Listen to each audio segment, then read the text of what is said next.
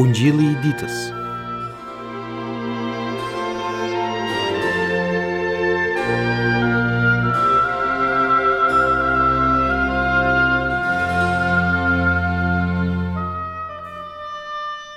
Pastaj mori më një anë të 12 e u tha atyre: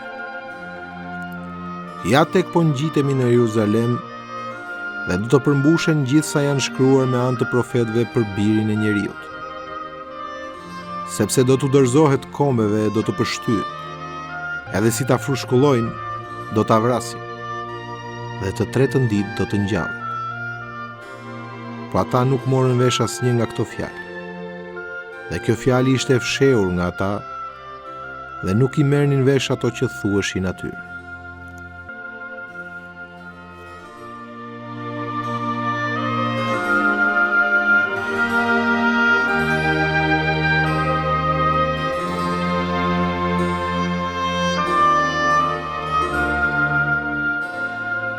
Dëgjuat Ungjilli i ditës sipas Lukait, kreu 18, vargu 31 deri 34.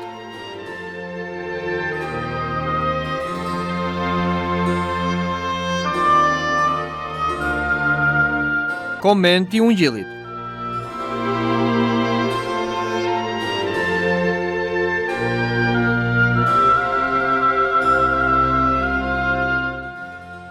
Të dashur më Krishtin dhe miq të Ungjillit, sot lexuam nga Ungjilli sipas Lukait, kapitulli 18, vargjet 31-34. Pastaj mori më një anë të 12 e u tha atyre: Ja tek po ngjitemi në Jeruzalem dhe do të përmbushen gjithë janë shkruar me anë të profetëve për birin e njeriut. Pra, Zoti Jezu Krisht ishte duke u ngjitur në Jeruzalem në udhëtimin e tij të fundit drejt këtij qyteti të shenjtë dhe ashtu si ata ngjiteshin në Jeruzalem, ashtu ngjitej dhe lartësoi dëshira e tij, pasioni i tij për të përmbushur atë çfarë kishin thënë profetët për birin e njeriut. Dhe profetët për birin e njeriut, siç e kemi dhe te profeti Isaia për shërbëtorin pësimtar, nuk kishin thënë se biri i njeriut do të kurorëzohej me nder e lavdi nga njerëzit. Por përkundrazi, ata kishin thënë gjëra që për anën njerëzore janë të frikshme dhe shpeshherë dhe të pakuptueshme. Këtë na i thot vargu 32, sepse do të dorëzohet kombeve e do të pështyet dhe si ta forshkullojnë do ta vrasin dhe të tretën ditë do të ngjallet.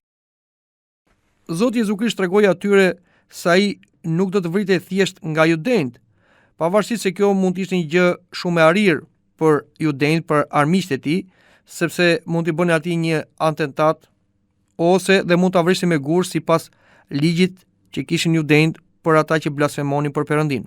Por profetët kishin thënë që ai do dorëzohet kombeve dhe këtu bëhet fjalë për pushtetin romak i cili sundonte në atë kohë Palestinën dhe qytetin e shenjtë Jeruzalemin, dhe aq më tepër ai do të keq trajtohej nga kombet, do të pështyhej, do të frishkullohej, do ta vrasin dhe të tretën ditë do të ngjallet. Të gjitha këto që Zoti tha dhe i kishin thënë profetët u realizuan siç e shikojmë në kapitujt më vonë të Ungjillit. Dhe vërtet kombet, pra romakët, morën pushtet mbi atë dhe ata e torturuan atë, e rran atë me frushkull dhe siç e dim e vranë atë me vdekje në kryq.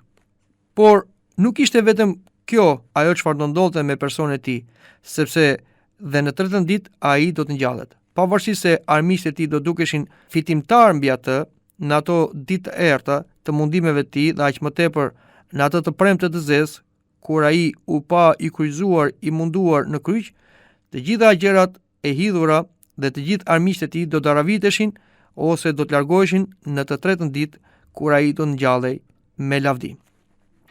Vargu 34 na thot: po ata nuk morën vesh asnjë nga këto fjalë dhe kjo fjalë ishte fshehur nga ata dhe nuk i merrnin vesh ato që thuheshin atyre. Pra, pavarësisht se Zoti kishte paralajmëruar për 3 herë apostujt për atë çfarë do ndodhte me atë, shikojmë që apostujt nuk i morën vesh ato fjalë. Mendja e tyre ishte e errësuar sepse në mendjen e tyre ata mbanin vetëm mendimet e tyre, mentalitetin e tyre. Ata mendonin për birin e njeriut, pra për Isu Krishtin, si një mbret të lavdishëm të Izraelit, si një nga pasardhësit e Davidit që do merrte fronin e Davidit dhe do të bënte një mbretëri të përhershme.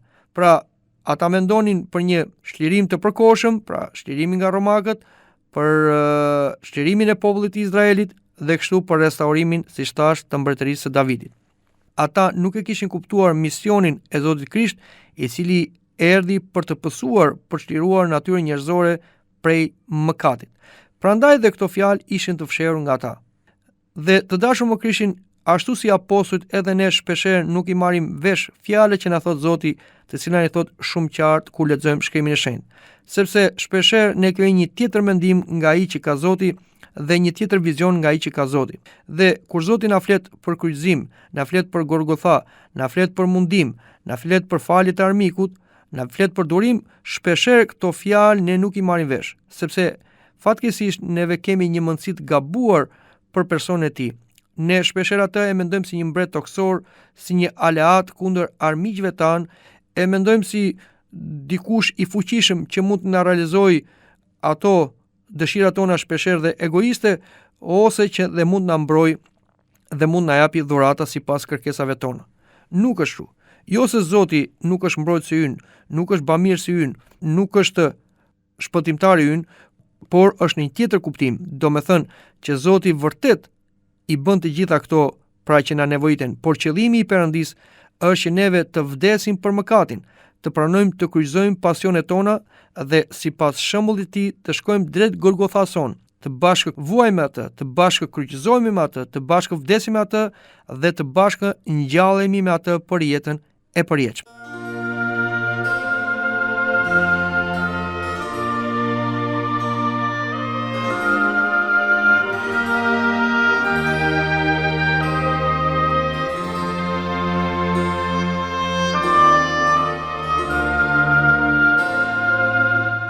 Dëgjuat komentin e Ungjillit.